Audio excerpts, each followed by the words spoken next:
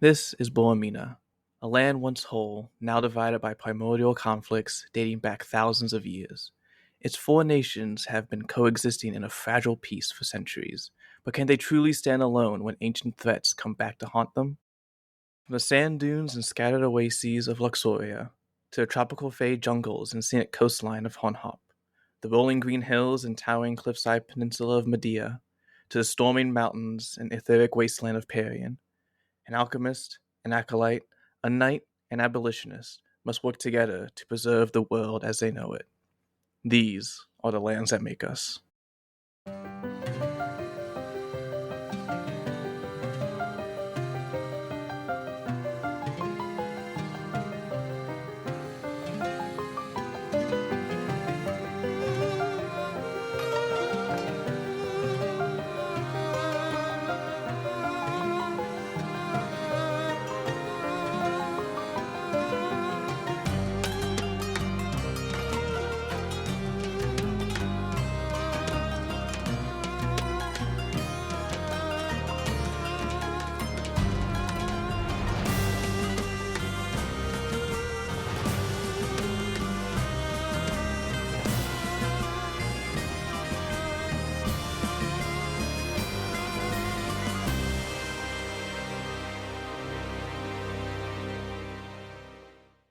So the homunculi you are creating can understand you and your commands, and you can use your artificer's imbuement to imbue it with a message that plays on record when it's touched. However, that is up to 6 seconds long. New fun challenge is creating a message that communicates what happened here in 6 seconds. And then this thing could fly potentially back to somewhere and deliver this 6-second message. She reaches into her pouch, and I'm sure she's got like a piece of paper, and starts sketching out a rough map of the area, trying to figure out what the closest and easiest direction would be to send this homunculus. Because it can fly, correct? So over the desert to a place that you know, to someone that you know. That seems like the best idea. No storms. I do agree, and perhaps if we don't weigh it down with anything, we'll get there faster, and we can make our way to Nether's Valley. They need to know that of our emir and my mother have been taken, and that the city is soon to be attacked. A city? Oh shit! Yes, we do not know the oasis that is. Well, we know that the cart heading for the oasis headed due south. I don't know what oases are down there, and they could always turn later. But we could say a catastrophic betrayal at the peace meet. Yes, but that leaves it ambiguous as to who betrayed who. And catastrophic is a very long word for a very short message. Well, I can say it very quickly. Catastrophic. True. Probably not as good. Very bad? No. Perhaps something as simple as they were kidnapped and an attack is imminent. Hostages taken by evil revenant. No, that's not good either. Hostages taken could be amenable. Perhaps do not mention my people's involvement directly. Sort of suspicious, that. I feel like if we were to be too ambiguous with who is behind the attack, that we would be creating more tensions that are unnecessary in the current environment. It was not my people. Well, it was against their will. All right. I think if you look at it sort of technically, that it was still your people. It was the Hierophant. It was not my people. All right. Does the Hierophant not represent your people? Isn't he a leader in your country? He's done a disservice to my people. All right. Ultimate betrayal. A betrayal? See, I think... Inara's trying really hard to be pacifying, and she goes, well, I mean, I guess we could... Is there a shorter word for Hierophant? She, turns her head to the side. Perhaps it would do not to mention a single nation, government, or person and simply say that a grave danger has shown itself at the peace meet. Yes, in the spirit of us working together on behalf of our nations, perhaps we do not instigate war between them. She does have a good point. As that may be the purpose of the instigator. But priest, to answer your question, So you're saying your Hierophant wants war? I have no idea what my Hierophant wants. Hierophant. My apologies. All right. Inara looks to all three of you. Fine. I agree that the situation does not need any more tensions. What if we were to say that they were taken by a cult leader? Well, that seems to be the case. It would not be far from the truth. And once we are able to send a more detailed message, then we can explain the specifics of the situation. Once we understand who is really responsible, then we may send a more detailed message. Well, So long as we can all accept what we end up uncovering. She looks like she's gonna explode. Her cheeks are red. Her fingers are curled into fists at her side. Inara's social awareness is kicking in a little late, and she's realizing she may have gone too far. I'm sure everything will work itself out. No. What is it exactly do you think that we understand?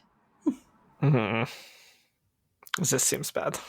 Have I not proven myself in these moments that we've had together? You have proven yourself. I do not deny that.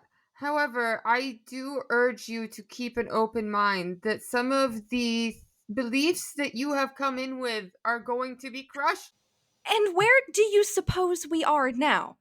Is being here, by virtue, not me taking a leap of faith? On you? And those we are party with? Whoa. Look. Her eyes narrow at that. You really have to get over this. Oh. Excuse me? Get over it. Yes, you're not doing us a great service by deigning to party with us or deigning to deal with people of certain backgrounds. Madam, I don't think you have the slightest inclination as to how privileged you are. And I fear that it is time for you to face how closeted you are. Well, we were all just talking about not going to war. Yes, we were. Fine. Back to the matter at hand. So we will mention that our leaders have been taken by cultists, and an oasis is to be attacked. Well, the cult, a cult leader took hostages from all the countries, and an attack on an oasis is imminent. This is agreeable to me. I had a personal relationship with those men. I respect that you have lost people that you cared about this night, but I do remind you that my mother was taken hostage in front of my own eyes. That is not lost on me.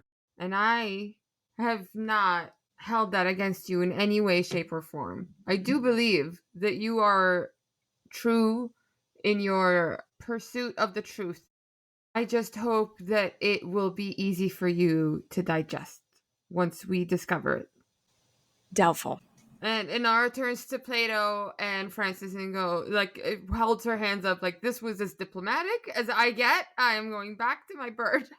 Plato was, his eyes are actually drawn away from the garment that's back on the top of the pile that he had been looking at towards the end of Sherilyn's speech.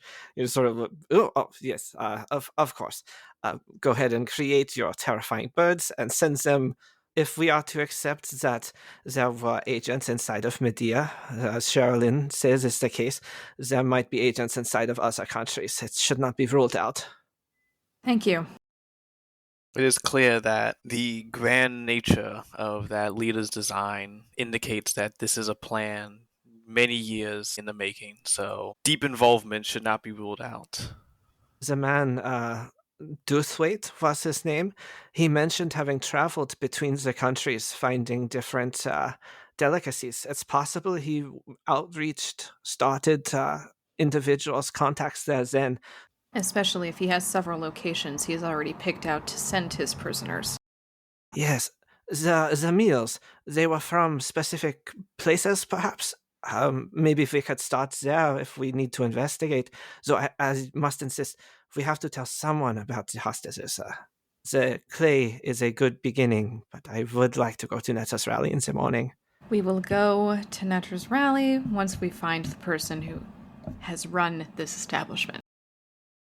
I would not want to wait more than a day.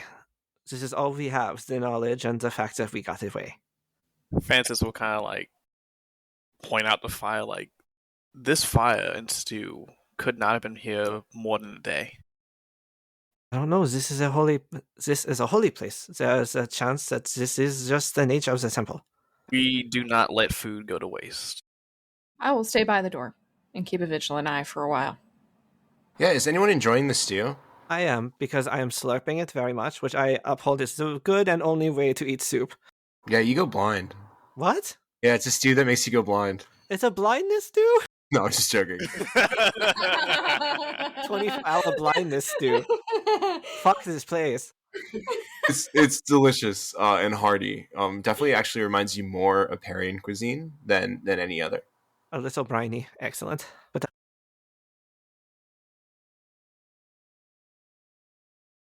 And will someone rotate watch with me, or Francis will. you will? you will, Francis. I will. Does this have anything to do with your affinity for this temple?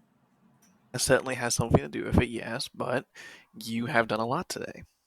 And I feel as though being the equestrian rider. You said the same thing twice, but go on. Oh, thank you. You being able to navigate is important. She, her features stretch. Well, right. I shall get you in several hours. Rest while you can.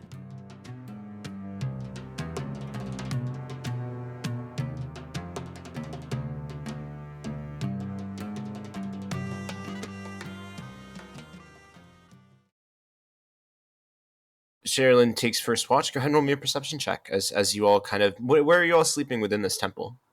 is our bedrolls correct? Yeah, there's a series of cots. I guess I finish my soup and take a cot. I will be using inspiration on this roll because otherwise I rolled a 1. Not much better, but 7. Lucky 7. Yeah, you have a pretty uneventful rest. The sounds of the stew kind of boiling behind you. And you at note that the door just cracks itself open just a little bit. And then quickly shuts. And you don't see any detail or anyone there or anything. Just gently cracks open and then shuts. Yeah, she was sitting on the floor just inside with her sword across her lap, and as she notes the door swinging open and then shut, she would push herself into standing and open them once more and look out into the darkness, which is it still glittering with fireflies? It is still glittering with fireflies. The thing that you know immediately is Harkin asleep in front of the door. He's like passed out asleep. Doesn't take that long to note that it's definitely a magical slumber as the horse's like body is contorting in a non-natural way. It seems that he's been moved, but he's currently under the effect of the sleep spell. Ooh, okay. Yeah, she looks from him out to where his friendly ponies were earlier. Are they also sleeping? You glance over and you see one of them currently beginning to move forward with a man mounted on his back, a hood over top, unable to make out any detail, currently riding off saddleless on one of the horses. She wouldn't want to call after him in case, there was a chance that he hadn't noticed that she was there, although it seems pretty suspicious. So instead, she would curse to herself and turn back inside, immediately going to find where Francis is sleeping. She walks right over to you and firmly, not hard, but drives her toes into your thigh. He startled a little bit, but just slowly just like looks up at her and is like, "Is that time already?" There was someone outside, and they bewitched my steed. He cocks his head and slowly stands up. Did you get a good look at him? Did I get a good look at him? No, I did not get a good look at him. There was a figure enshrouded upon another horse and rode off somewhere in the forest. We know that this place is not abandoned, so perhaps he simply came by for a horse. And happened to put mine asleep, and many others. Are you sure that that he put him asleep, or were they just asleep? She like rolls her eyes and then she walks over to the door, just assuming he's gonna follow. As he follows, she pushes open the door and holds it with one arm and cants her head in the direction of the contorted horse sleeping on the ground. You see now, kind of like rolled out from underneath him, a half-bitten apple. She goes over to the apple and picks it up and like rolls it over in her hand, raises her nose and sniffs it. There's definitely some sort of chemical on here. You'd assume some sort of, you can guess probably an elixir of sleep or some sort of sleep spell distilled in alchemical form and then used to coat this apple. She lets it fall, like roll off her fingers back onto the grass, rolling her neck and sighs, and says, of course, never listens. She goes back into the temple to find a certain cat woman and does not kick her, actually kneels down next to her and gently taps her on the shoulder. Food. Inara. Does she wake up very suddenly?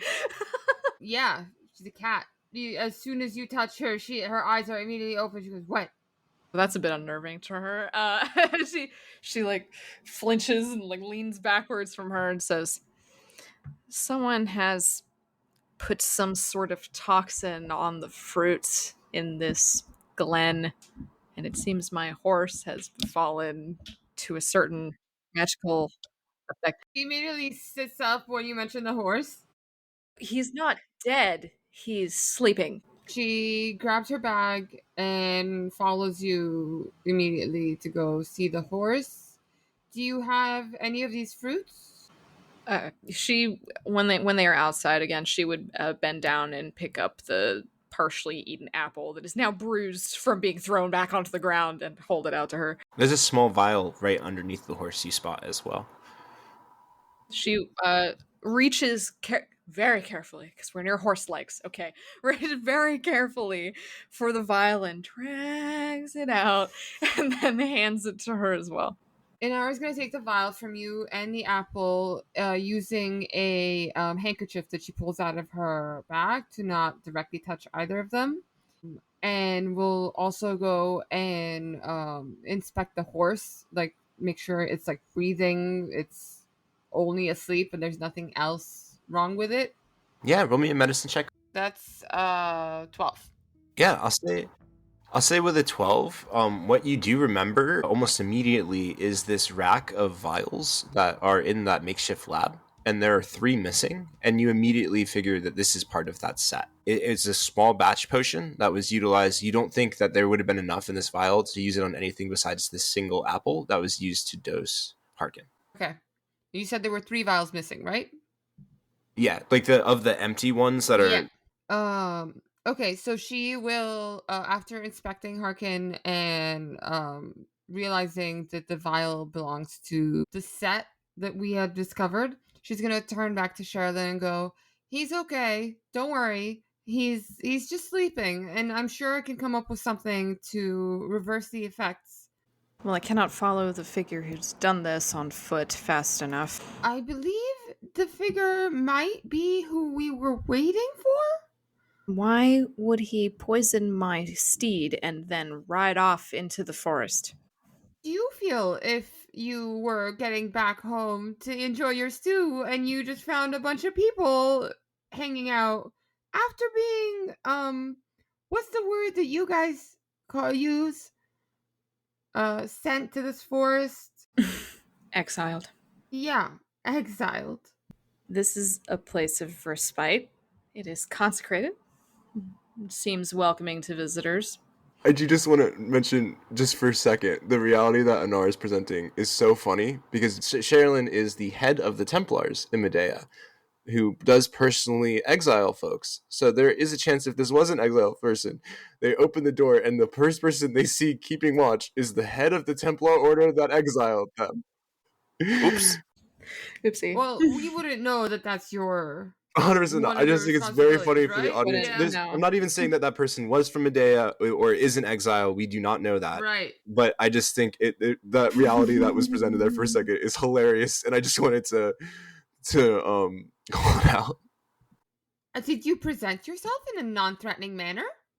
I don't think I was threatening. I mean, I had my sword upon my lap, as would anyone keeping watch in dangerous territory. I don't know why they ran, but I can promise you that Harkin is fine. He is not poisoned, just asleep. So they meant no harm, and we can take some comfort in that. Based on the ingredients I found in their lab, they are capable of doing much worse if they so choose. She would bend down and touch her hand upon the soil of this place. Is it soft? Yeah, it's incredibly soft, volcanic in nature. She would, leaving the horse to sleep, she would walk around the pond to where she had seen this person and bend down to look and see if there were tracks left. Yeah, there are boots. At least size 8, size 9, something like traveler's boots One in set. the mud. One side, yeah. She would kind of rub the soil between her fingers and say, I chose the wrong profession for this. Um, and would straighten, brushing the dust off her hands, and say, well, we could follow him and find out where he went. Plato's still sleeping inside. Or we could not go into these unknown woods and search for a man who is probably already long gone. But we were oh so confident about the safety of these woods moments ago. Confident in the safety of this sanctuary, not of the entire area. And what about the help of your god, who led us here, supposedly? You think he would be willing to help us out? That's something that you can ask him. Me. Ask your god for help? He is not one to discriminate between who asks, only that when they do ask, they want so with the purest intentions. What makes one's intentions pure exactly? Well, who is it you're trying to find? Depends. I'm not sure what I would do to the person whom I find. They did assail my horse upon meeting. But why do you want to talk to him? She looks to the side and says, it is very important to me that I ascertain the whereabouts of a certain person.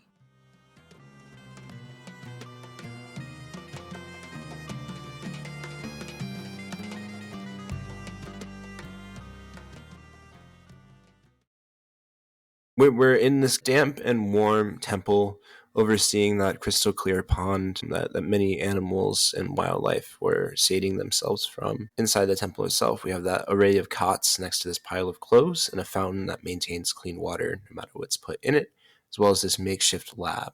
In the back of the temple, we have a large altar dedicated to the lost. It bears the symbol of the lost that matches your rosary. Francis, what does the symbol of the lost look like?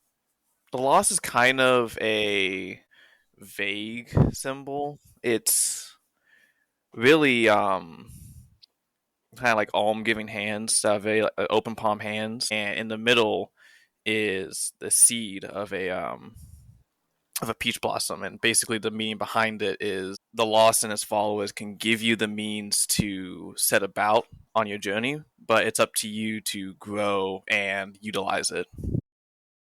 I love that. So the familiar symbol of the open palm with the seed of a peach fruit sits engraved into this altar.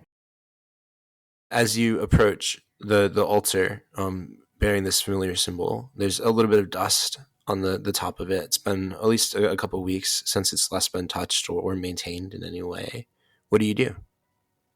He would look around and like find like a spare piece of cloth or a robe that hasn't been used and just lightly dust off the altar, taking care around the sigil, and then kind of just walk around it to see like if there's any markings or if someone has left something there, as like personalization or just someone passing by. Looking at the base of it, you do find a couple of empty bags like beneath the altar itself, with nothing in them. No other signs of life near the altar immediately appear to view.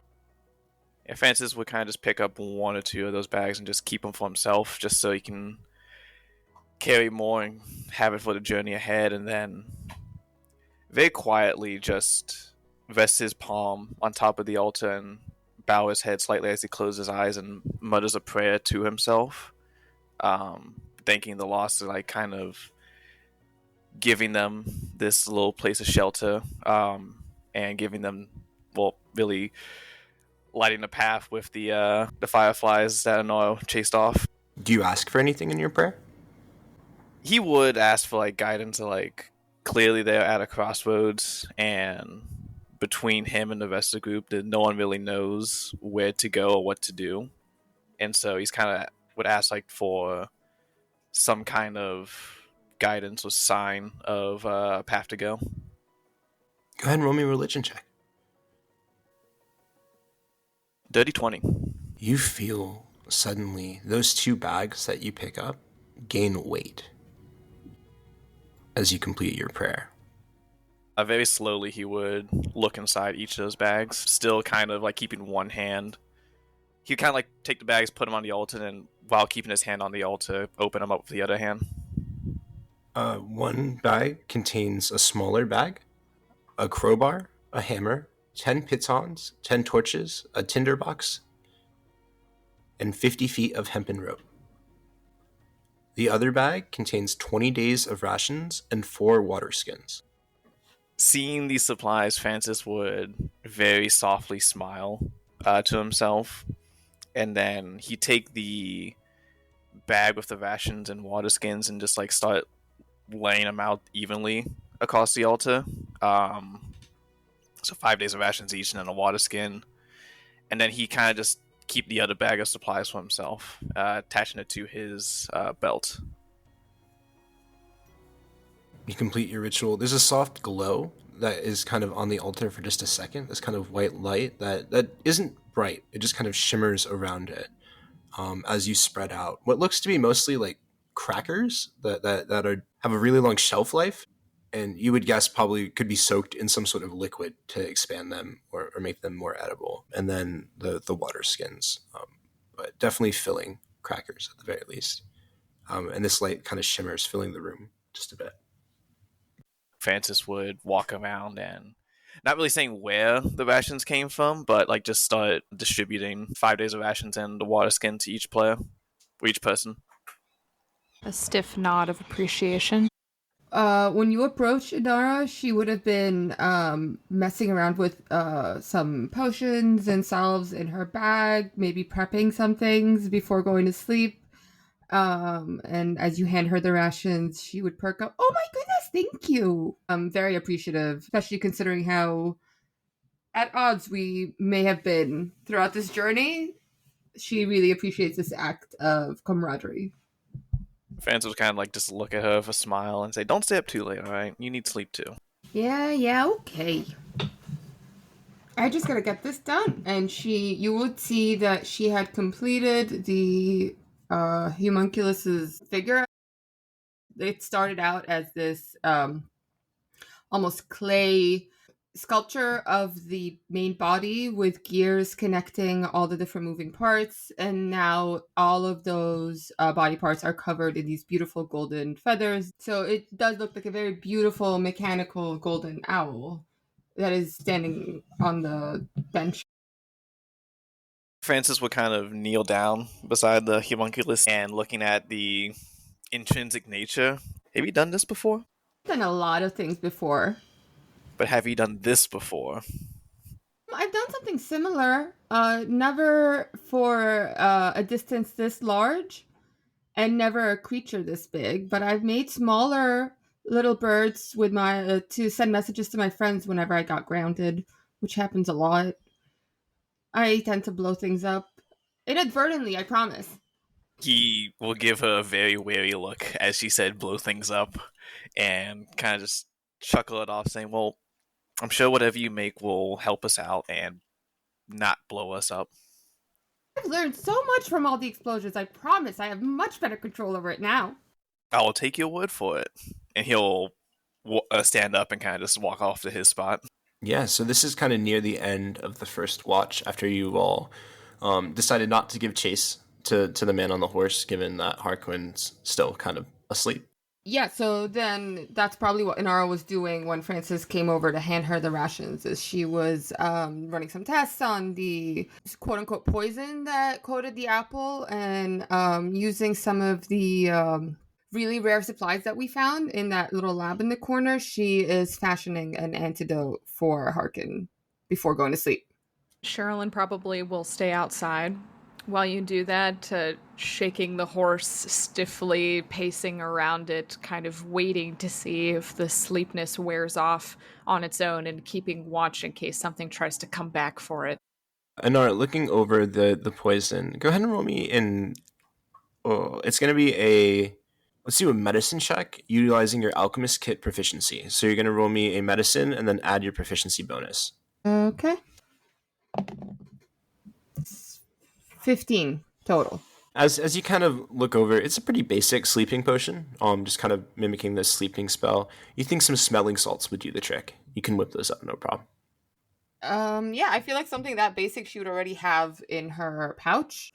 So she, I guess, takes some of those, adds some different acids to it to make it more potent for a horse of that size versus a human or human-like body, and goes and hands it to Sherilyn before going back to sleep. She'll approach her and be like, "Here, I think these should do the trick. Just place them near his snout, and make sure not to get too close so he doesn't accidentally inhale them." So he does not inhale them. No, he just needs to smell them. She'd hand it to you in like this piece of almost like gauze, so you could potentially just hold it closed like a pouch. Yes, she does so. She cinches the top by the fingers and holds it close to Harkin's nostrils.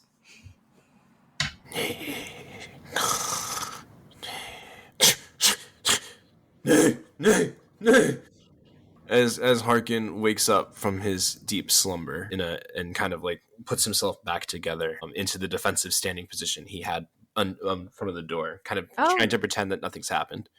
Good. Are you done dallying with the other horses? He kind of like looks around, a little bit of guilt in his Next face. time a stranger comes and offers you an apple, you'll remember not to take it. He kind of puts his head down a little bit, looking towards the ground. She just shakes her head and pats him on the side. There's nothing else to be done about it. It's already done. Shame the horse. She's going to shame the horse. Thank you, my lady. I'm glad he's all right. And she goes and pats his mane, if she can reach it. Honestly, I would imagine her standing on her tiptoes, trying to like get him to bend down so she could give him a hug around the neck, and bids both the horse and Sherilyn good night and returns to her little corner. All right, Sherilyn, first watch is over. Who's taking second watch? I think Frances had volunteered, so she would return inside, her horse now Hale, and find Francis sleeping near the altar, perhaps. Walk over to him and, much like the first time when she awoke them, would gently kick him in the foot with her toes. He wouldn't budge, but he would just open his eyes and look up at her. All right. And he would very solemnly just slowly get up from his little blanket and roll his shoulders back before patting the Sherilyn on the shoulder. Get some sleep. I will, and she catches him as he's about to leave out front. If I could make a small recommendation, if a stranger hooded and cloaked offers you an apple, do not ingest it. He'd give her a very, knowing smirk and be like, of course, I'll just give it to Harkin instead. Deathly glare back, but she'll say nothing about it. And with that, Francis will take the watch. Francis, where are you posting up for this watch? He would be outside the chapel, not necessarily in the doorway, but kind of off to the side, but still having a pretty good overview of the glade and a little watering hole. There's a large family of deer that are currently enjoying the watering hole at present as you exit into the nighttime. It's still pretty warm here in the early morning as you begin taking your watch. The one entryway to this temple defended, Harkin nearby as you kind of stroll. Do you stroll a little bit away from the temple? Do I or does Harkin? Do you? Harkin's staying right there. He's not fucking up again. No, would basically stay at his post throughout the night, barely even moving. Yeah, you keep watch, and you just kind of enjoy the nature around you for a little bit, or at least, there is a lot of nature around you. It's up to you whether or not you enjoy it. But you see chipmunks kind of scurry throughout the trees, some larger flying squirrels that kind of take to the night sky, those golden owls almost ever present in this glade. The fireflies kind of bathe the area in their bright light, kind of pulsing in this sort of rhythm, one after another, to always keep some sort of glow above this glade. You don't notice any threats or any like loud noises. It's just the nature surrounding you kind of throughout your entire watch.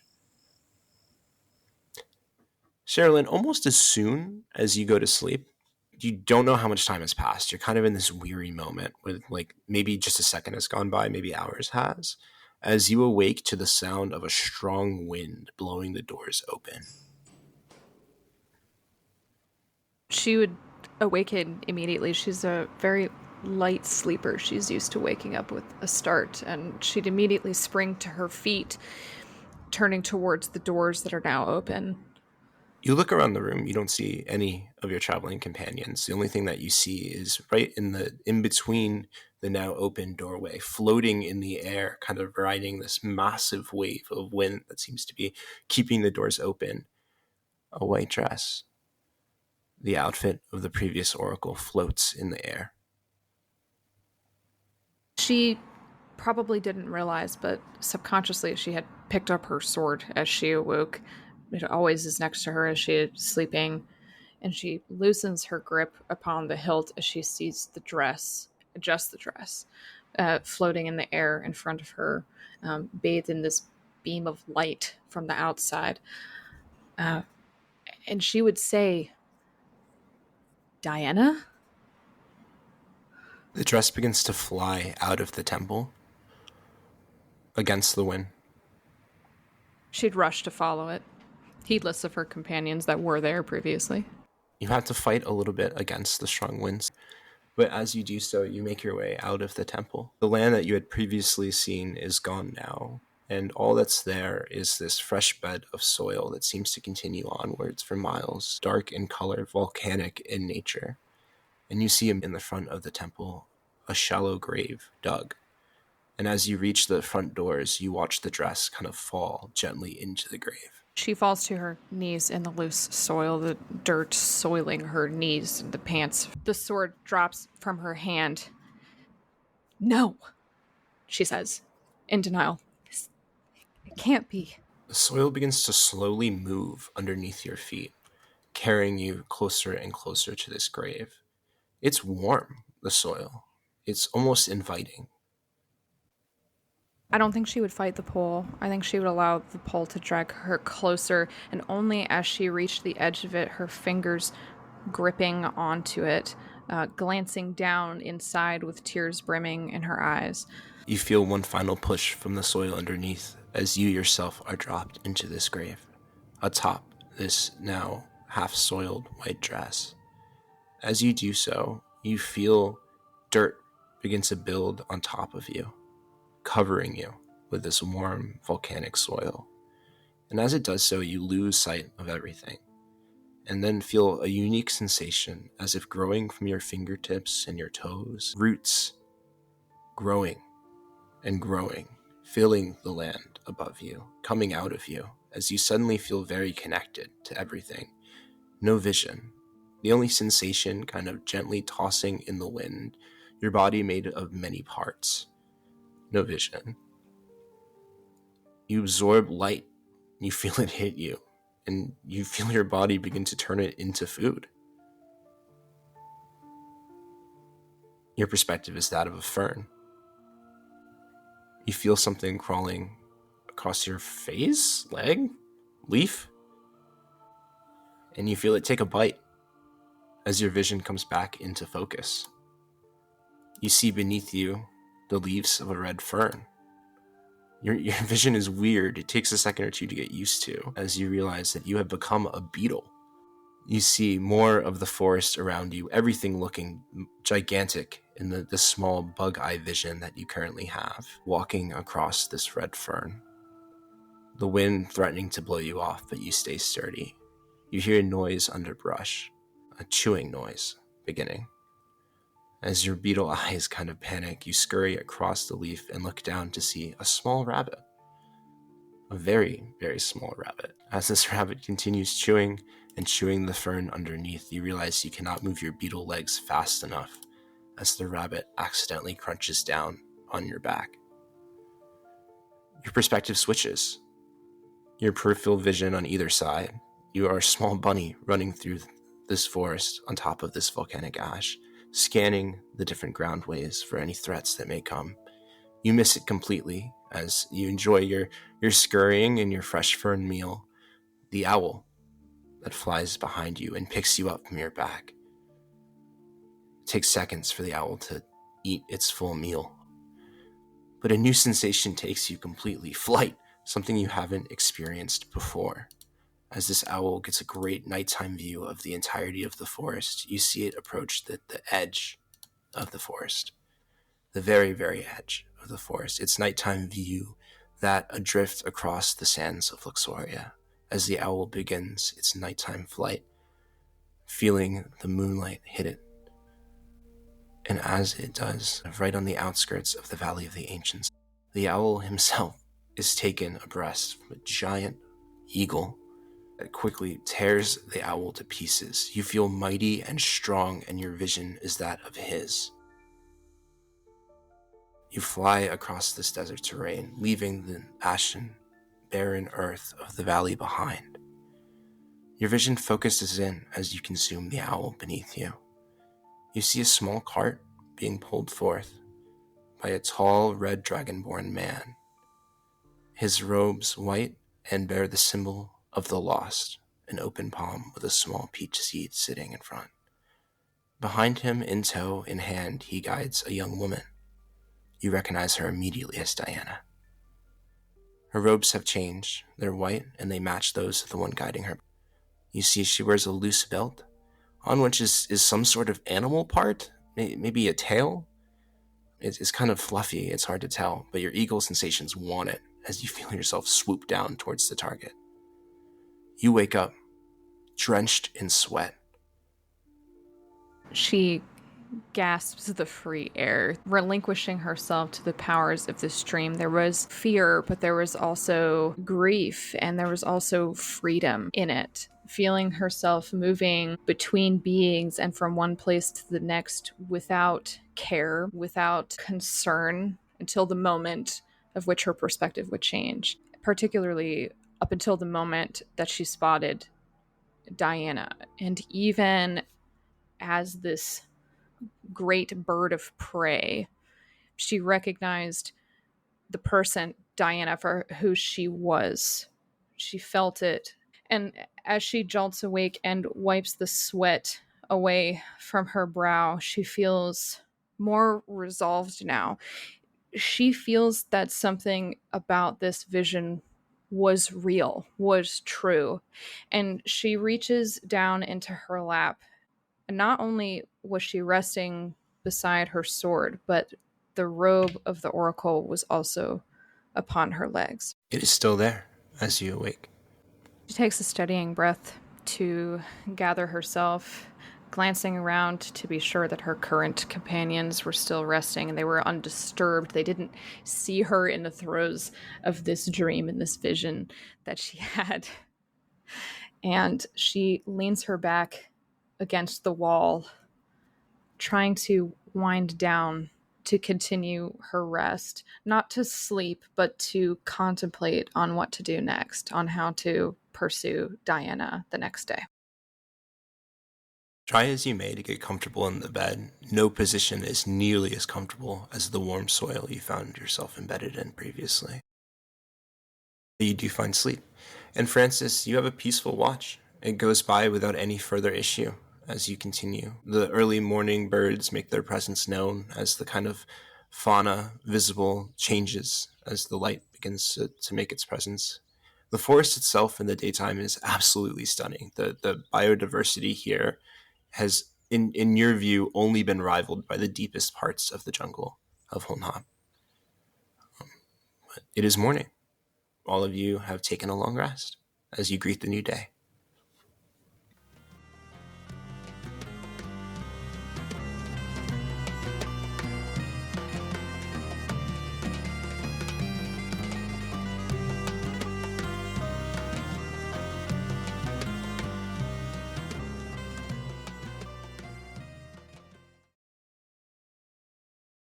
Plato does a series of stretches in the morning.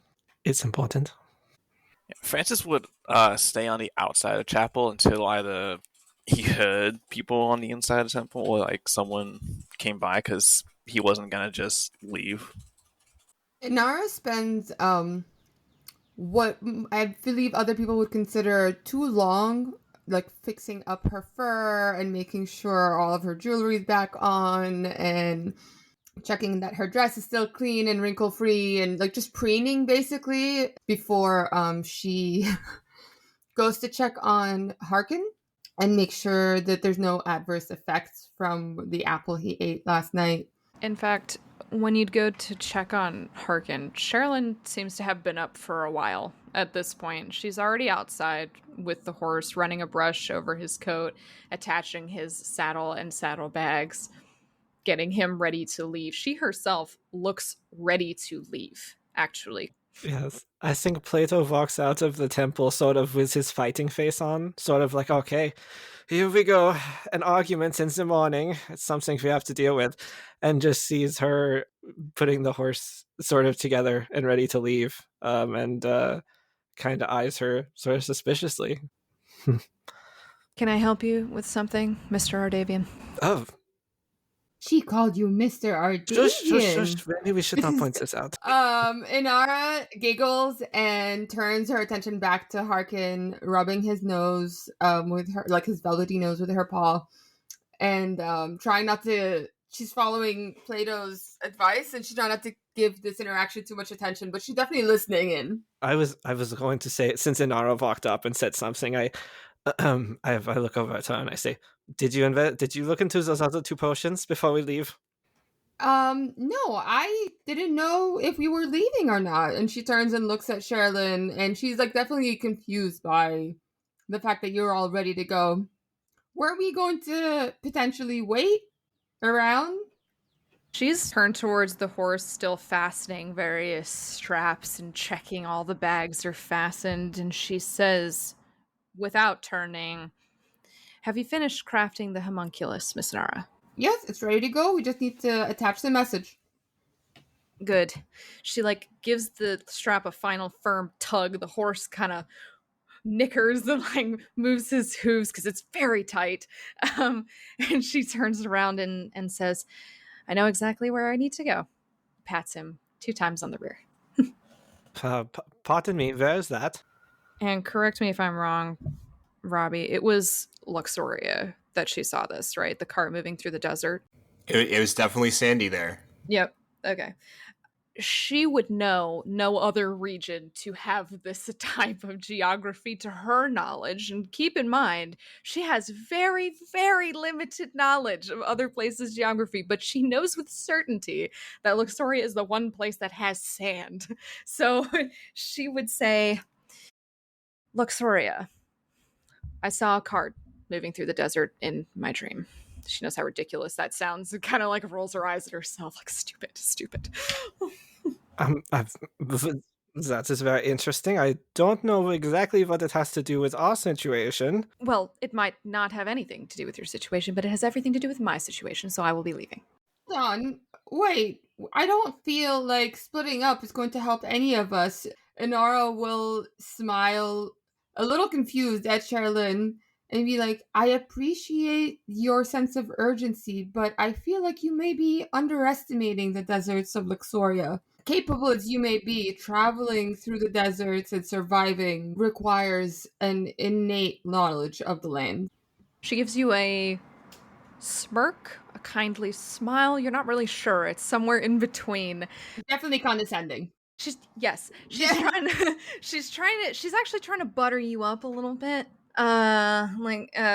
Kind of becoming more suave. She takes a step towards you and she says, "Well, I was hoping that our goal would be somewhat aligned and that you might accompany me, my lady." What are we talking about? Inara smiles. This is someone who grew up learning at the hands of the finest courtesan. Manipulation and buttering someone up is not something that you could really get past her. So she's smiling at your, what she considers very innocent would be a nice word, childish would be the not so nice word, effort It's happening again. at gaining her favor. And in response, she would actually she'll slide her hand up your chest and around your neck. And you're like, I don't know that our relationship has gained that much favor, but opportunity is always there. Quite agree that it could. And then she'll take a step back and go, but our survival is of the utmost importance right now. And I do not feel like splitting up when we're already such a small group would benefit any of us. So maybe we should all get on the same page first. Yes, I am aware survival is tantamount. Therefore, and she turns towards Plato and Francis, are you out here? Yeah. Francis Otto. She turns towards the boys and she says, you see, we hadn't actually agreed on the location that we would be sending our owl friend that Inara made out of clay, and we hadn't decided where we ourselves would be traveling, and this was a temporary arrangement here in the forest. So I'm thinking between these two options, given what I have gleaned, Luxoria is the far better option. That is not true. We know very little about where our enemy is headed in Luxoria. We have just heard about the oases, and there are many oases there, so we don't know where to head in the slightest. Netta's Valley is closest. It is the place where we can have the most political sway by sending, a spell or using networks that people might have within their countries. Hold on. I agree. She puts up both hands, trying to maintain a diplomatic aura, I guess. You see Plato breathing, his breathing starts to slow down because he was getting sort of started up. So he's like, Inara will start to modeling better behavior, slowly breathing in and out through her nose, trying to get him to slow down and match her breathing. He does it for some reason. She'll go, getting a message to Netter's Valley with all of its valuable resources and vulnerable population is definitely of the utmost importance. And perhaps you and I could figure out a way to send a homunculus there. It would make it there much faster than us as a group ever would on foot. It won't work. The leader of Netter's Valley was taken. In order to get a message to Nori, we would have to send it all the way to Breg unless we are there personally. Couldn't we get a message to your sister? She is in Breg, and it is the storm season. There is no way a homunculus will make it across Perian. Are we sure? And she jumps to Inara's defense here, feeling like if she keeps flattering Inara that it'll pay off in this conversation. So she says, well, Inara did just tell us that she is an expert of the geography of the desert, and if any of us are to survive there, then she is clearly the most capable person to guide us through there. So I think that she might have a far better intuition on where exactly that carriage will be traveling. This is true, but that is why the homunculus should be sent to Luxoria. Inara knows the people there. She knows where to send it, and the homunculus will have the best path. I think this is the most rational logic. Plato does have one good point. We are following a random cart in the desert. Thank you. She's just been changing her mind. All over. So much mind changing. Inara turns back to Plato and resumes the normal breathing, slowing down your tempo. You can actually see, I think, when he gets mad, his arm kind of it sort of loses its shape a little bit. It kind of vibrates, and sort of as you calm him down, he looks at it and looks at you and, fine, I am listening. Tell us about this dream. And she turns to Charlene. In this moment, you hear rustling coming from the trees. All of us? Mm-hmm. It's very close, alongside the route right behind the temple. You see a face kind of begin to emerge. I dive into a bush. You dive into a bush? The voice says as it kind of clears the denser forest line getting view. You've got to be fucking kidding me!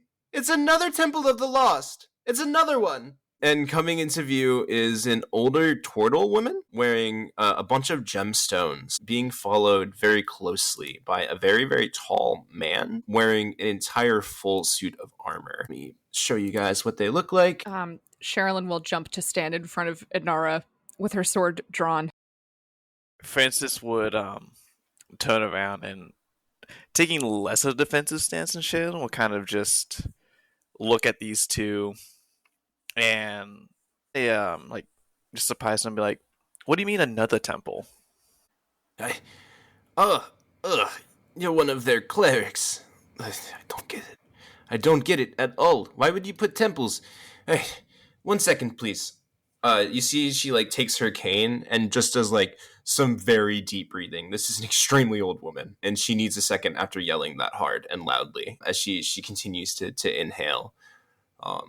She finishes her breathing, and you see the gentleman next to her, who is completely abound in armor. On his chest is a symbol of a diamond with an infinity loop kind of coursed through it that I think a majority of you would recognize as the symbol of the friend. And she finishes her breathing, and as she does, she looks up. I'm sorry, it was a long trip, and I thought I was onto something with these fireflies, but no, just another temple of the lost. You, what did you say? You said yes, another temple of the lost. Yes, this is the 6th one I've encountered on my journey. It's getting very tiresome. Francis would try and hide like a small little smirk. It's like, well, from what I've gathered with the help of my friend here, these fireflies are imbued with the presence of the lost. So the fact that following them led you to temples and lost is unsurprising. Yes. This time it was fireflies. Before it was marks on trees. I keep finding these little paths that I assume are left to me by my goddess, but no. Each time, Temple of the Lost. I hate it. I hate it so much. Maybe someone's trying to get a message to you. And seeing how winded she got, I'm assuming we all have like flasks of water on us because we have those rations. So she would actually go and walk over and hand it to the old lady, not giving heed to the fully armored man behind her. No, thank you. Thank you so much. You see, she takes the water skin and just kind of pours it over her body. Oh, needed that. As she kind of stands to her full turtle height, still kind of crunched over a little bit. There is a pool directly beside you, madam. Oh, she turns and sees it for the first time and kind of rubs her hands together. This is a beautiful day now. I should introduce myself. I am Magister Mildred Valentine, High Cleric of the Eloquent and once great cartographer of Perian. And this is my friend. I'm her friend. Yes, Hello, friend. it's Mildred, was it? I will come out of the bush now, and I will stand up, and I will wipe things off of me, and I will say, well, how ironic since you are lost then, cartographer. I got lost intentionally. I am the best map maker this country has ever seen. Do you recognize me and my work? I know of your work, yes. We still use your maps for the systems, for the loose systems. So they are woefully out of date. If you would return, of course, it would be the best for all of us. I am on a holy mission, little Perian. Yes, I have heard of this. I am to find the cave of my goddess, where she keeps her deepest truths. And I have been all across this land, and 3 places remain. This forest, the entirety of Medea, and the Rinse. I have just finished my search of Honhop, and although I firmly believe the cave to be there, and I have found many caves in Honhop, none that bear my goddess's sacred fruit. So I continue my journey. It is year 104 of my hunt. Have you made many wonderful maps in the meantime? No, I have given up on map making. This pursuit is much holier. That is a very long time to be looking for something. What is so important about it? It is the most important thing that exists in this entire world. She gets right in your ear. She's right as you ask that, she gets right up in your ear. Yeah, she flinches. Her sword's still in her hand, but it's pointed down. She's not intending to aggress upon these people. Who are you all? We are travelers. Sorry to tell you, grandmother, but there was an incident nearby to here. You might not want to be traveling any further south. No, don't worry. We are going north, aren't we, friend? to the great country of Medea to explore its boundaries for the cave. The friend, you can tell, even though he's fully in armor, shakes a little bit. He does not want to go to Medea. Yeah, Sherilyn would say, I'm afraid I would not recommend it at this juncture. He kind of motions to you. Are you from Medea? You look like it. She kind of sarcastically gestures to herself. Yes, I am from Medea. See, Madam Valentine? Even a Medean is saying we should not go there. Perhaps we should turn around. I am not going to the rinse. Medea first. You make it sound so much more pleasant. And in any other circumstance, I could not blame you, I'll admit. What's a rinse? Inara, just randomly intercedes. Excellent question. It is a region of my home country. I look at the others, waiting for them to introduce themselves. I am Inara, she says, and gives a little curtsy. She tacks on for you, Lady of Luxoria. Daughter of the Gilded Rose, but I don't know what meaning that holds right now. It means a lot to me. She is one of the smartest women I have ever talked to. I have seen every inch of your country. It is beautiful. And dry. I know, she says, so, like missing it dearly right now. I'm afraid the incident we mentioned earlier resulted, among other things, in the capture of my mother and our emir and our hidden scribe. Who was their captor? Inara will turn to look at Sherilyn and be like, you take this one? Don't look at me as if I am in any part responsible. We've already been over that. I would simply say to your humble turtleness that there has been a shakeup in the leadership of my country. Things are not quite as we suspected. May not be as palatable as visitors may think it may be. Inara gets impatient with your, going round and round. She goes, they were overthrown by a cult, and now the cult has taken everyone. Tis okay. Tis not a cult, all right? It's not a cult. We are a religious organization, and it had nothing to do with the events that transpired. That is separate. Inara mouths the word cult. Not a cult. Do we have any information about what the cult's aim was? This is concerning. I thought our nations were in a place of peace overall. Plato cracks open the journal that he's been filling, and he says, there was someone named Duthvate, Jaran Duthvate, they were involved, and they were doing something with blood seals in certain locations. Does this sound like anything familiar to you, Grandmother? Gonna roll stuff. The situation is quite dire. If you passed anyone on your way in here, or have seen anyone in the area, you might want to warn them as well. None of this sounds familiar to me, except for the blood seal part. But I can tell you this, when I find the cave, I will ask the jars the truth behind this Garen Duthwaite, and I will tell you. I will know all very shortly. Ask the jars. Her eyes narrow. Yes. Ooh, I've heard of this. The cave with all the vials that hold all the truths. You know, the one where all the conspiracy theories go to die. That is sacrilegious blasphemy. Only true truths lie there. Sure, if it exists. This is all dithering. This is not a temple of your god. It is, as you say, a different god, and we are simply advising you that it may not be wise to travel into Medea to look for what you seek. And I, as a citizen, and she hesitates, thinking over recent events, perhaps as a former citizen of that country, frowning to herself, would tell you, you may not find it in our territory either. Sherilyn's mention of former citizen, Inara's eyes widen. Like she never thought she'd hear her say that. Just casually, maybe denounce her government. She feels Inara's features stretching to her left, and she turns towards her and says, with a shrug, "'Twas not my decision. I owned land. I have a family in Medea, but I was the one cast out." Inara holds her hands up I didn't say anything. What's the rest of your names? The friend says. Francis would kind of bow his head ever so slightly and say, as you correctly gleamed, I am indeed a cleric of the loss. My name is Francis Thorn. And I am Sir Sherilyn Estelder, General in Telfanir. Unfortunately, probably no longer. Title remains. She's literally like a government leader, and she's saying don't go there. Do we really have to go there, madam? Yes, of the capital city, mind you. Of the capital city, madam. You're really... I mean, I'm your 7th friend.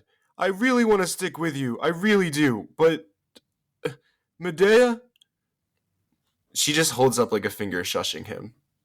And you? She turns to face Plato. Plato Ardavian. She lights up. Brother of Nori. Yes, I've heard that your church has talked to my sister before. She is maybe the only one I've met that is more knowledgeable than me, but she will never pursue the path. She has too much to do in Perian. Yes. But I correspond with her. I have many times. She reached out to me first. She asked about my journey some years ago, and when I confirm areas it's not in, I send it back to her. That's so... What are the chances? A member of the Ardavian family here in the Medean forest. What are the chances? How have you been corresponding with my sister? I want badly to get a message to her. The cleric of the eloquent, the ability to send messages across long distances is trivial. To speak wherever is our domain. Well, I would much request your services to send a message to Nori. She needs to know about what has happened, about the blood seals. Oh yes, blood seal. Thank you for reminding me. I have seen something like this. A small onyx box with a seal that required blood. I believed it might be the storing place of the jars of great truth, but no, it wasn't. It was just a weird sort of thing that existed in a cave deep in Honab. Francis would kind of tilt his head like, where exactly did you find that box? You see her like kind of look up for a second, and you see her like with her hands make a map in the air. It's about 14 miles northwest of the port city. In the mountains. My, don't you have strange artifacts in your country, Sir Francis? If only you visited, you can see for yourself. Ha. But yes, sending to your sister. It's been a couple of months since I've reached out to her. I can definitely do this. Is it okay if I enjoy the waters of the pond real quick? I am very dry. Yes, of course, by all means, wet yourself up. Very important. And I can only do about 25 words. Think on your message. It sounds like it is of great importance. Excuse me, High Cleric. Before you do enjoy this wonderful water, how long ago did you see that box? It was friend number 3. Probably about 45 years ago. It was dangerous traveling there during those times. A lot of dispute. But, if you say the right things, lots of people let you get by. Oh, tally-ho! She jumps into the water. Kind of belly first, making a big splash as the shell hits. Well, Perian, now that you are writing your message, then we have no more contest as to what direction we shall travel next. Hey, I'm really sorry to bother y'all. I have 100 gold pieces here for anyone who can convince her to not let us go to Medea. I'm not allowed to object. It's like part of the whole contract, part of the whole deal. I don't want to die up there. You said 100 gold pieces. 100 gold pieces. Anyone who can convince her to go anywhere else. Half up front. I don't... She holds out her hand. I know I lost cause when I see one. That woman will not be convinced. She seems very set on going over to Medea. He already agreed to half up front. No, I did not. I can disagree to things after I realize what they mean, okay? Francis would turn to Sharon and was like, don't bully this man. If that is the case, then why did you accept this contract to begin with? She pays so well. And Yes. we've been, like, all over Honhop first. So, like, I knew we were going to the forest, and it's like, oh, yeah, big scary forest. Yes, but as you mentioned, you can change your mind whenever you feel like. So if you could simply change your mind now, then why didn't you already? Not the case. No. I'll accept 25 up front. The other friends, they didn't stop being her friend because they, gave up. I'm sorry? Did she outlive them? Some of them. Well, then they lived a very fulfilled and honorable life. Yes, except kind of after the contract, we're supposed to be able to live our lives with money, And anyway, that's not important right now. I would just really like to not go to Medea. So 100 gold after she says we don't have to go. All right, I need to be like right on her 6 right now. Maybe just speak as one military person to another. Perhaps do not sign a contract that will outlive your mortal life. We don't pick that's not how my religion works. But I appreciate the advice. Now, I really am supposed to be watching her right now. She could drown in there. Did you guys know turtles can't breathe underwater? And if you are going to if you were going to dive to her defense, then perhaps you should doff your armor. Again, not allowed to do that either. Then, well, I may.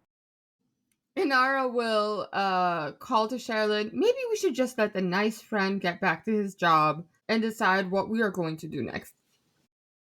Have you your 25 words yet?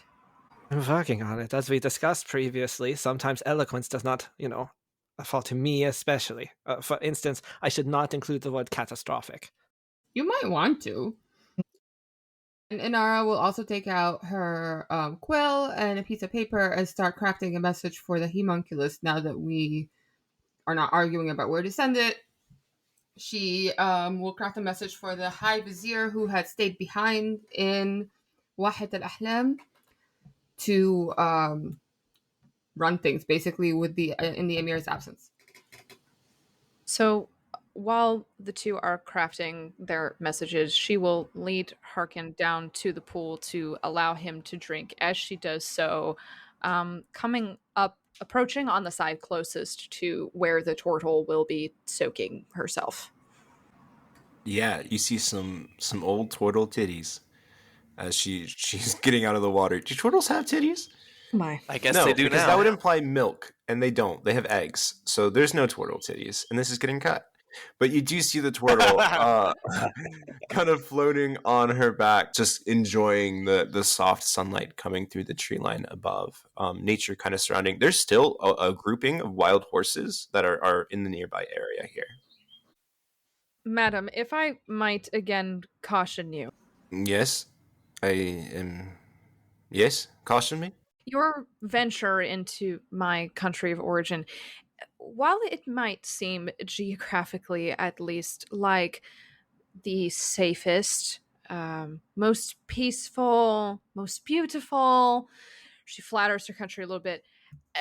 That she says, politically, it may not be so wise, particularly at this juncture, to enter country proper. She takes off some leaves she had kind of pushed and crunched over her eyes that she was relaxing with, and she takes them off for a second and she looks at you. Just answer me this one question. Are there any caves in your great nation that are forbidden to enter? She stammers at the very specific question, although she supposes to herself she should have thought that it was coming based on previous conversation. There is a cave, a singular one, but it is not a religious center, at least not for the eloquent, not in my country. Okay, so you just told me that there is a forbidden cave in your country. For rare minerals, not for... Have you been inside of it? Me? Yes. Only the Hierophant is allowed in the cave. Well, then that sounds like a place where maybe there's a bunch of jars with the truth, right? She like croaking sound. Friend, I know where we're going. Where is this cave? Wow, that was something. Now that you are so enthusiastic, I caution to tell you. Promise, I will share the truth with all when I learn it. Where is this cave? Firstly, what truth exactly are We you don't know planning yet. to find? That's the beauty of it. Precisely. You aren't sure what you're going to find in the cave, so sharing it and pronouncing that you will share it is meaningless. But second of all, It is my entire life's purpose, just so you know. there is not a way for you to reach this cave. It is completely inaccessible. You might have been traversing this land for over a century. She gets out of the water and you see her open a notebook. She's starting to take notes. The only way into this cave is through a secure facility. Through secure facility, okay. And where? She reaches forward and she closes the book in her hands. Like her fingers are still there. She doesn't close it hard, but she closes it to make a point. She says, I will not share the location of this cave, on my honor. Are you sure? I really suggest that you just tell me as much as you can about it. You I suggested need a wisdom saving throw. As she casts suggestion. 17. You do save. You don't know that the spell was cast on you, however, as she laced it into her words subtly there. She seems quite ominous when she says that, much more hostile than she was a moment ago. She would cant her head and roll her shoulders discomfortedly. Why is that? Because this might be where the truth is. You've just said you don't even know what the truth is that you are seeking. If I knew the truth, then I wouldn't need to seek it. You are speaking in circles, madam. No, I am speaking in truths. The moment you try to get into this cave, you will be sequestered. You will not be able to access it. You will be put away for the rest of your incredibly long life. Perhaps never to return yourself. You will not remember your mission to find this cave or this truth that you speak of that you know not of. I'm gonna roll something real quick. What is she talking about? You see the friend who's kind of on the edge of the water just begin to fucking sprint in the opposite direction as you're talking. Huh. Like he's fleeing. Oh. She looks at him out the corner of her eye, but she tries not to draw attention to him, pitying him. And after everything that just happened to her soldiers, she's gonna let this one go. He'll be back. I say, are they allowed to just leave? No, right? He'll remember his duties. I am not worried about it. I am so excited about this new possibility. A forbidden cave kept only by the strongest in the nation. That's gotta be it. You see her hit her turtle knee. I come out with a message I'm going to send, and I pass Sherilyn and I say, "Oh, what did you do to get her so excited?" Thank goodness. Please share your message. Yes, I've got somewhere to be now. No, she does not. But please share your message. But did you say it was 25? Yes, I can communicate up to 25 words. So I do want to ask for clarification on something. When he served the rocks at the meal, I mentioned that was hard to do. He would have to be somewhere special to do that. And those were treated. He wasn't just feeding us rocks. There was something weird. They definitely made people laugh and start to have enjoyment. You're not sure how accurate. The part of it that would be a lie in your mind is the idea that they dissolve. You think they'd probably stay rocks all the way through. But it would have to be a specialized process somewhere inside of... Okay, cool. So I think that this will be my message then. Betrayal at peace meet. All others taken hostage. Some en route to Netta's rally. Be wary of foreign agents. Seek knowledge where stone can be made food. Madame Valentine repeats your message as she casts this spell, sending it to Nori, your sister. After a second or two, she looks to you with kind of a look of concern spread across her face. She's not responding. Usually and as she says this, Plato, you hear Nori's voice in your head. Plato, I'm so happy you are safe. Is Ocradio with you? Do we know any party that is responsible? We will go to work. Ocradio was taken to Honhop. Duthwaite is the name of the responsible one. I was really looking forward to hearing her voice. I am sorry. I hope she's okay. I do not know why she did not respond. She is all right. We are just secretive in times like this. Well, travel well, you all. If you see my friend, please let him know I haven't left the pool yet. She kind of closes her eyes and floats on her back. I'm sure we'll see each other again. Yes, let's hope that when we do, you've come to your senses and gone back to making maps. For once, I agree with him. But thank you for this. He looks chagrined. She puts herbs back over her eyes as she closes them, just floating there in the water. Kind of splashing some water onto her chest and body. I use my control water ability to make a little fountain for her. Amazing. Go ahead and take inspiration. That's great. What are we all doing now? As she's kind of peacefully on the side, the friend no longer within view, you kind of all regroup around Harkin, the horse. These other wild horses still off in the distance. You will be able to guide us through the desert, Lady Anara. I will do my best, but I will tell you right now that we will need a lot more supplies and potentially, definitely more horses, if not a cart, to make it through safely. She will say, and she'll have the owl up on her arm, perched. It's active now. She's like imbued it with a message. Yeah, will you give us a read through of the message that you've inscribed? Peace meet attacked. Emir Rose inscribed taken with others. Imminent attack on an oasis. Returning to desert with 3 travelers. And she will have signed it with her name. And the owl is instructed to travel through the desert and find the High Vizier, who is sort of like an uncle to her. And he is the highest current powerful councilman in Luxoria after the emir has been taken. Love it. You send it on its way. As Inara mentions the need for horses, Sherilyn takes a look around the pool at the various horses that happen to be around the pool, who Harkin has happened to make friends with. And she thinks to herself, Harkin ate an apple, so surely there must be an apple tree here somewhere. So she takes a short wander around the glade looking for the tree that had the apples on it. Absolutely. Go ahead and roll me an investigation check. At advantage, or you can do 2 separate ones. Well, the first one is a crit fail, so okay, much better. Dirty 20. Yeah, you walk through, and you find a fruit grove just kind of due north of this little glade. You have to walk through the tree line a little bit, but you see a squirrel kind of run off with a bit of a peach, and you follow that where it had just come from, and you find an apple tree, some berry brushes, as well as a peach tree, kind of all growing in this little central space. Perfect.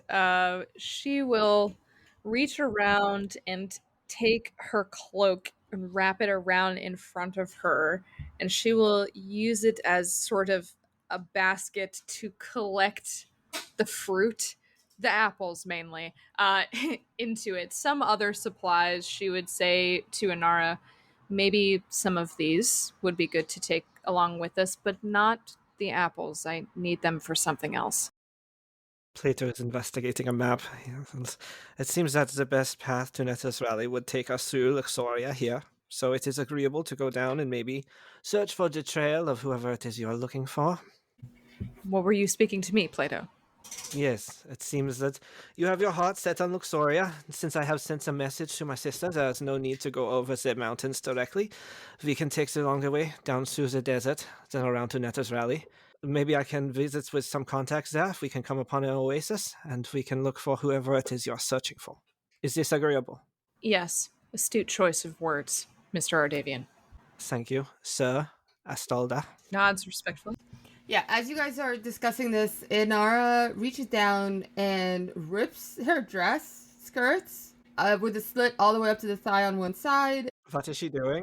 She uses her claws and very adeptly climbs the apple tree. And you look up and she's straddling one of the thicker branches and picking out apples and dropping them.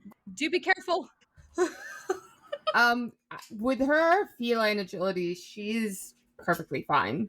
She's watching you to make sure you don't fall. Like her arms are like halfway up, or they were going to be both halfway up, but she's still trying to hold this cloak in front of her. So she's got one arm kind of reaching up, and as she glances up at you, ripped skirt, she quickly looks back down respectfully, not wanting to see anything she's not supposed to see. Inara turns to you to start tossing apples into your satchel and sees you avert your gaze, and she giggles and goes, "You can look if you want." I go find Francis. Smart choice. She's not blushing. You can tell that she's just trying to be respectful of you. And she will say, while not looking at you, still, she will say, "It's not that I don't want to look, my lady." Yeah, you all collect some apples. Meanwhile, Francis and Plato just looking at the map with their back to it. I'm like, oh, this is a nice place we can go. Yes, I think if we go down this way, we can find a quicker path. I'm not sure what the names of these oases are.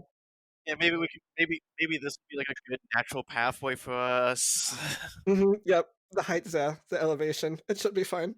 So, collecting the fruit, particularly the apples, she'll separate them from the rest and she'll carry them back into the glade where the horses are. And she will, accompanied by Harkin, very slowly approach them, picking one of the apples out and hold it up to them, turning it so they can see the gloss in the light. As before, despite being unsaddled wild horses, they fear no man. As you approach, they don't move. They just kind of eye you over, not even suspiciously, as you approach with Harkin.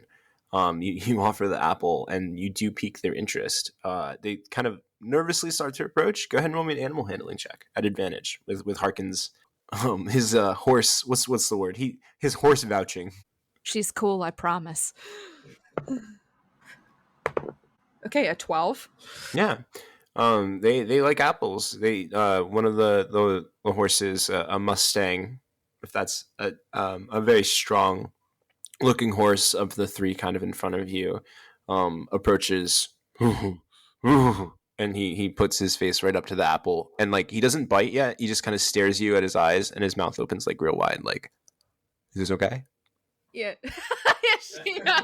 she uncurls her fingers and very carefully presses the apple against its teeth into its mouth. He takes a big bite and just begins chewing it like right in your face. She smiles and reaches up and strokes his nose. And even though obviously she does not speak horse, but she's had a lot of experience with horses, so she would say in a very calming voice, "I have need of you, my friends. Perhaps you will come with me if I placate you with more apples."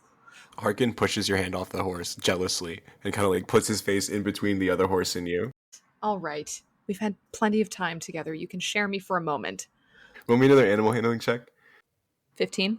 Yeah. He immediately backs off and then kind of puts his head down. And in doing so, the other horse gets a little bit closer and is like reaching for the apples in your shirt, seemingly understanding your message. Yeah. She'll gesture to the other horses that are around, like come here and get your apples. And she'll kneel down and like allow the apples to softly drop onto the ground. So while the horses are eating the apples, she has on her person a bag with some rope in it. So she will start fastening reins for these horses. She doesn't have saddles, but she can make reins for them, and begin attaching them. Sturdy reins as you go to work doing that. Anyone else doing anything as you watch kind of next to these horses all grazing, eating these apples? Sherilyn kind of begins cutting this rope into reins for them. What does that look on your face, Mr. Ardavian? I was just looking on nervously. I think I might have mentioned before that horses find me a bit unnatural. I sometimes do not agree with them. And honestly, riding one without a saddle sounds very frightening. Well, you can still ride on Harkin. We have some time.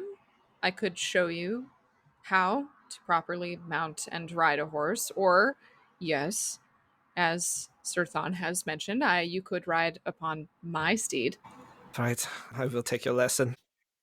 Once she's done collecting some fruit, you'll see Inara heading back. She's got one arm like bent over, holding a bunch of peaches and apples and berries while she munches on a peach with the other hand.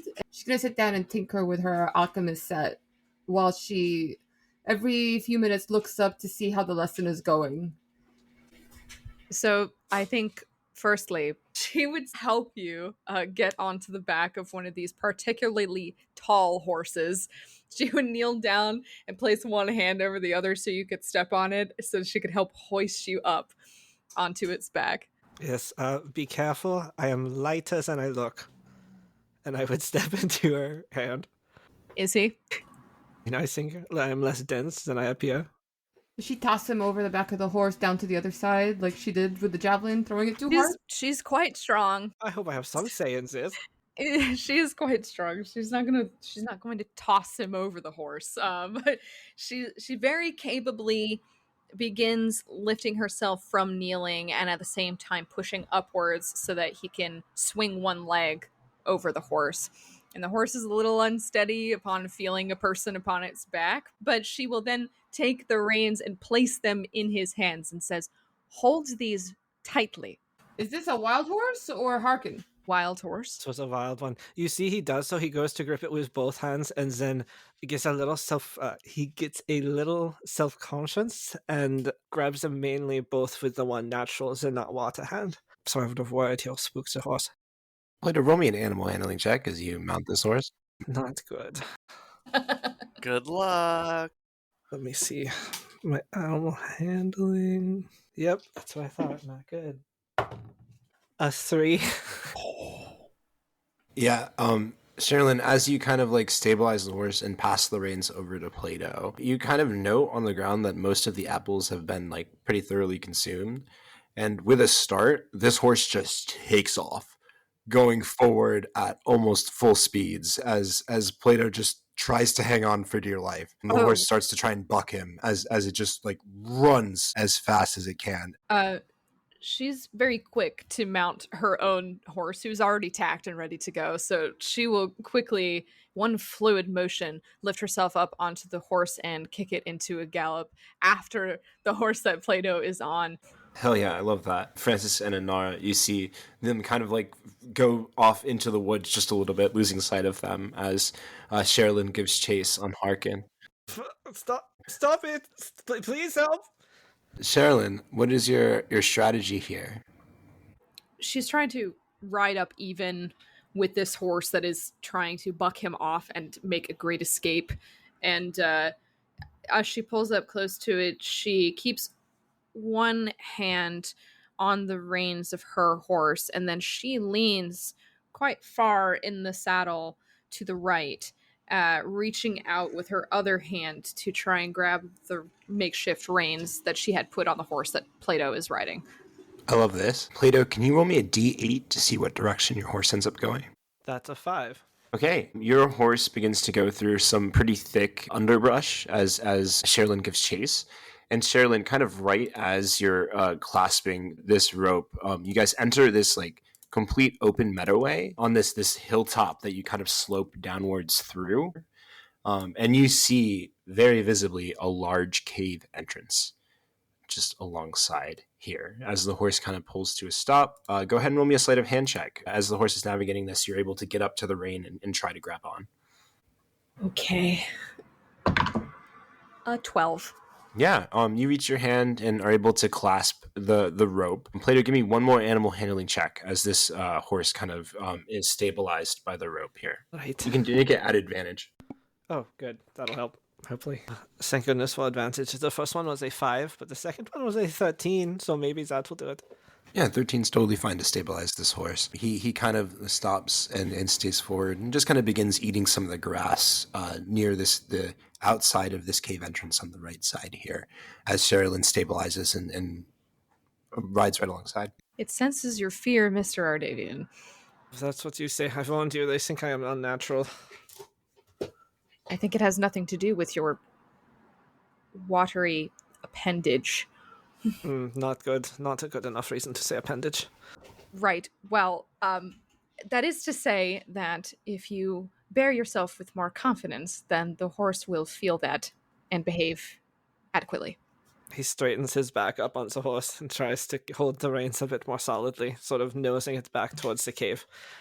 Is it just darkness in there? What is this? Yes, I have a hard time believing that the turtle woman didn't notice this one. She was all about caves.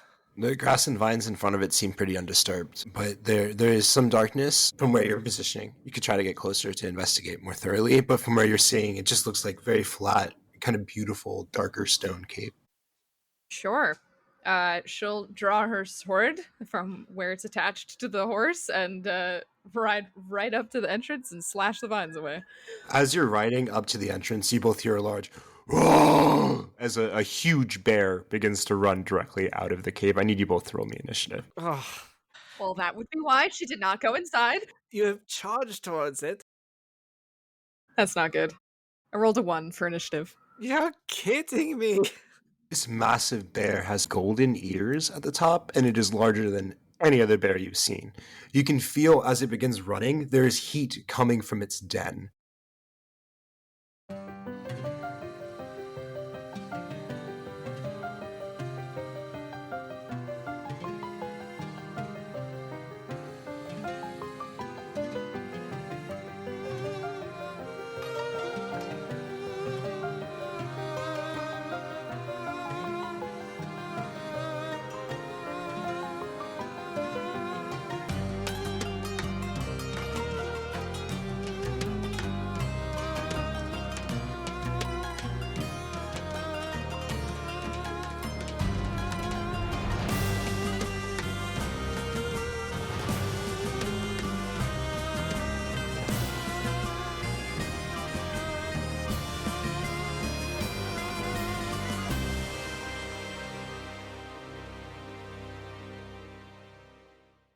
Thank you for listening to The Lands That Make Us. Theme music composed and produced by Dustin Goddard. Cover art by Julia Folkart. You can discover more of Julia's art on her Instagram, linked in the show notes. Share our adventure with your party, and we'll see you next time.